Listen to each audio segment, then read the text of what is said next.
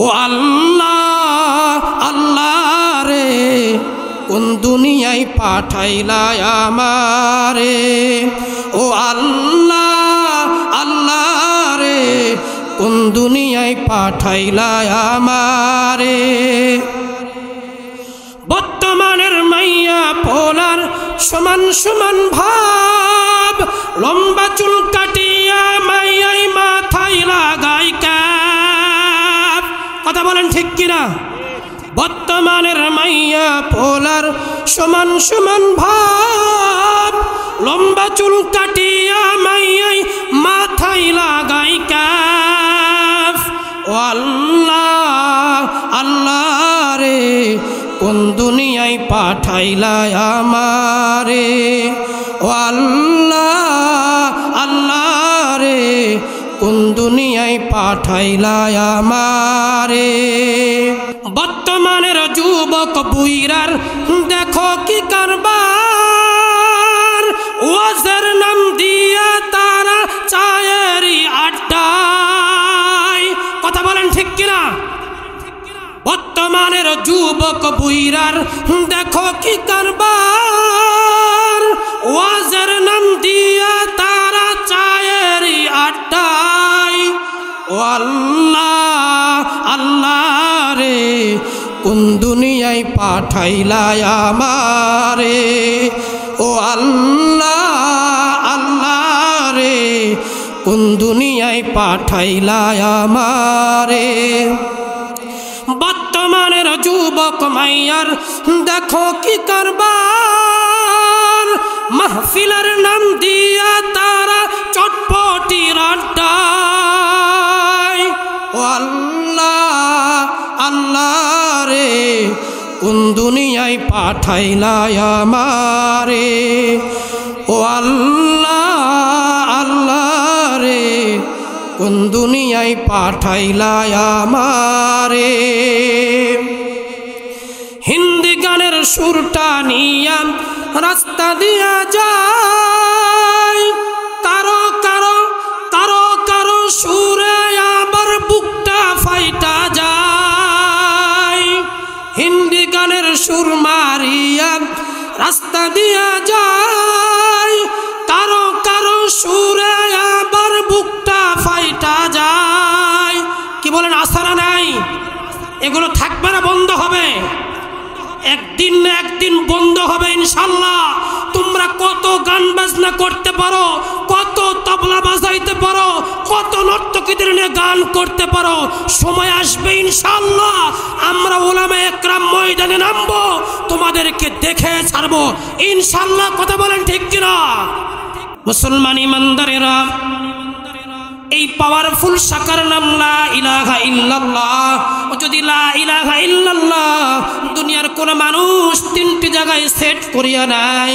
কয় জায়গায় সেট করতে হবে তিন জায়গায় যদি মানুষ সেট করিয়া নাই আল্লাহ পাক রব্বুল আলামিন বলেন সে প্রকৃত মুমিন প্রকৃত ঈমানদার এক নাম্বার হলো জবান দ্বারা কালিমা লা ইলাহা ইল্লাল্লাহ উচ্চারণ করতে হবে দিলের মধ্যে কালিমা বসাইতে হবে দিলের মধ্যে কালিমার মহব্বত রাখতে হবে ঠোঁট দ্বারা জবান দ্বারা কালিমা উচ্চারণ করবে অন্তর দ্বারা দিল দ্বারা কালিমার মহব্বত পয়দা করবে ও নবীর উম্মতের দল তিন জায়গা হলো নাম্বার 3 হলো কালিমা জবান থেকে উচ্চারণ করেছে দিলে মহব্বত লালন করতেছে আর অন্তরের মধ্যে সর্ব অবস্থায় ফিকির রাখতে হবে আমি যে লা ইলাহা ইল্লাল্লাহ উচ্চারণ করলাম আমি স্বীকার করে নিলাম আমার রিজিক দাতা হলেন একমাত্র কে লা ইলাহা ইল্লাল্লাহ আমার জবান থেকে উচ্চারণ হয়েছে মানে আমাকে চিন্তা করতে হবে লা মাহবুবা ইল্লাল্লাহ লা খালিকা ইল্লাল্লাহ লা মালিকা ইল্লাল্লাহ লা রাযিকা ইল্লাল্লাহ সর্ব অবস্থায় সর্ব হালতে মনে করতে হবে আমার সব কিছুর মালিক আমার আল্লাহ আমার আল্লাহর আইনের বিরুদ্ধে যদি কোনো আইন তৈরি হয় আর আমির উম্মতের দল মনে মনে এমন চিন্তা চেতনা রাখতে হবে আমার আল্লাহর আইনের পরে যদি কোনো আইন তৈরি হয় আমার আল্লাহর আইনের বিরুদ্ধে যদি কোনো আইন তৈরি হয় না না আমার জীবন চলে যাবে, কিন্তু এই আইন আমি মানতে রাজি নাই। কথা বলেন ঠিক কিনা? ও নবীর উম্মতের দল, আমরা তো আজ টাকার বিনিময়ে ঈমানটা বিক্রয় করে দিই, আমরা টাকার বিনিময়ে সম্পদের বিনিময়ে লা ইলাহা ইল্লাল্লাহ বিক্রয় করে দিই। কিভাবে মুসলমান বলবেন আমরা কালেমা কিভাবে বিক্রয় করলাম? জবান থেকে, জবানে মুখ থেকে কালিমা লা ইলাহা ইল্লাল্লাহ উচ্চারণ করি, আর আমার নেতা যদি আল্লাহর বিরুদ্ধে, আল্লাহর আইনের বিরুদ্ধে কোনো কাজ করে, ওই নেতার বিরুদ্ধে টাকার বিনিময়ে, সম্পদের বিনিময়ে ওই নেতাকে সমর্থন করতে আমরা স্লোগান দিতে রাজি হয়ে যাই। কথা বলেন ঠিক কিনা? ও নবীর উম্মতের দল, সাহাবায়ে কেরাম জবান থেকে কালেমা উচ্চারণ করেছে তো জীবন পর্যন্ত দিতে রাজি, কিন্তু কালেমা ছাড়তে রাজি নয়। কালেমার মোহাব্বত দিলের মধ্যে কেমন করে লালন করেছেন মুসলমান ইমানদার। ওই যে পয়গম্বরের একজন সাহাবী, জলিলুল কদর সাহাবী হযরত বেলাল রাদিয়াল্লাহু তাআলা আনহুর জীবনের দিকে তাকান। হযরত বেলাল কালেমা পড়েছে, পয়গম্বরের হাতে কালেমা পড়েছে লা ইলাহা ইল্লাল্লাহ মুহাম্মাদুর রাসূলুল্লাহ, কালেমা উচ্চারণ করেছে। হযরতে বেলাল রাদিয়াল্লাহু তাআলা আনহু ওই যে নিষ্ঠুর উমাইয়া ইবনে খালফের বাড়ির গোলাম ছিলেন, তার বাড়িতে কাজ করতেন। উমাইয়া ইবনে খালফ একদিন লক্ষ্য করে দেখে বেলাল কাজ করতেছে, কিন্তু বেলালের জবানটা যেন লড়তেছে, বেলালের ঠোঁটটা যেন লড়তেছে। উমাইয়া ইবনে খালফ বেলালকে ডেকে বলতেছেন, বেলাল তুমি কাজ করতেছ, তোমার জবানটা কেন লড়ে? তুমি কাজ করতেছ, তোমার জবানটা কেন লড়ে? ও নবীর উম্মতের দল, হযরত বেলাল রাদিয়াল্লাহু তাআলা আনহু উমাইয়া ইবনে খালফ ডেকে বলতেছেন, ও উমাইয়া ইবনে খালফ, আমি আমার মালিকের নামের জিকির করতেছি, আমি আমার মালিকের নামের জিকির করতেছি। উমাইয়া ইবনে খালফ হযরত বেলালকে ডেকে বলতেছেন, বেলাল তোমার মালিক তো আমি, তোমার মনিব তো আমি। বেলাল তুমি আমার নামে আবার কি জিকির করো? আমার নামে আবার কি জিকির করতেছ? ও নবীর উম্মতের দল, হযরত বেলাল রাদিয়াল্লাহু তাআলা আনহু উমাইয়া ইবনে খালফকে ডেকে বলতেছেন, ও উমাইয়া ইবনে খালফ, না না, আমি তোমার নামের জিকির করি না। উমাইয়া ইবনে খালফ ওই যে আসমানটার দিকে তাকাও, ওই আসমানের মালিক যিনি, তোমার মালিক যিনি, আমারও মালিক তিনি। ও উমাইয়া ইবনে খালফ, যেই জমিনটার উপর দাঁড়িয়ে আছো, ওই জমিনটা যিনি তৈরি করেছেন, সৃষ্টি করেছেন, ও উমাইয়া ইবনে খালফ, আমি ওই মালিকের নামের জিকির করতেছি। একটু আওয়াজ করে বলুন না সুবহানাল্লাহ। মুসলমান ইমানদারেরা, উমাইয়া ইবনে খালফ রাগান্বিত হয়ে গেলেন।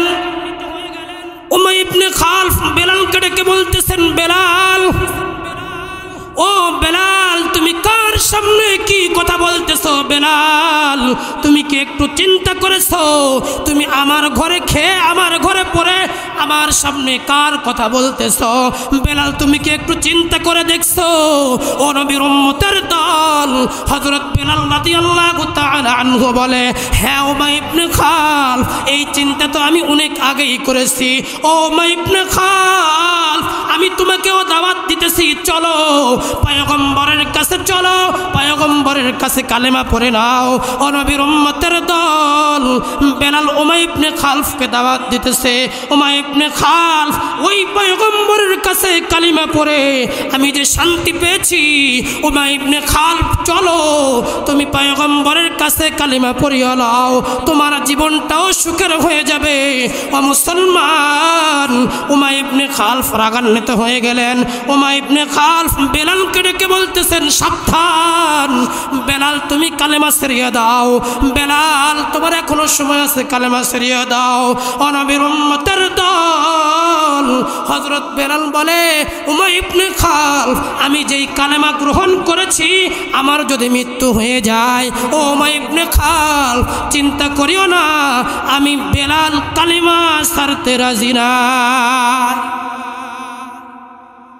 মুসলমান ইমানদার, হযরত বেলাল রাদিয়াল্লাহু তাআলা তাআলা আনহু বলেন, উমাইয়া ইবনে খালফ কালিমা পড়ে যে আমি শান্তি পেয়েছি, তোমাকে বললাম তুমি কালিমা পড়িয়ে নাও। নবীর উম্মতের দল উমাইয়া ইবনে খালফ বেলালকে ডেকে বলতেছেন, বেলাল তুমি কালিমা ছেড়ে দাও, এর বিনিময়ে তুমি যা চাইবে আমি তোমাকে তাই ব্যবস্থা করে দিব, যত সম্পদ চাও আমি তোমার সম্পদের ব্যবস্থা করে দিব। বেলাল তুমি যদি চাও এই মদিনার যত রমণী রূপসী নারী রয়েছে, যদি তুমি চাও বেলাল তুমি কালেমা ছেড়ে দিবে, প্রয়োজনে তোমাকে সব নারীগুলো তোমার সামনে উপস্থিত করব। বেলাল তুমি যাকে চাইবে তাকে তোমাকে দিয়ে দেওয়া হবে। হযরত বেলাল বলেন, না উমাইয়া ইবনে খালফ, না না আমি কালিমা পড়েছি, আমি সম্পদের লোভ একবারেই দিল থেকে ত্যাগ করেছি। উমাইয়া ইবনে খালফ রাগান্বিত হয়ে গেলেন, এলাকার সমস্ত মানুষদেরকে ডাকলেন।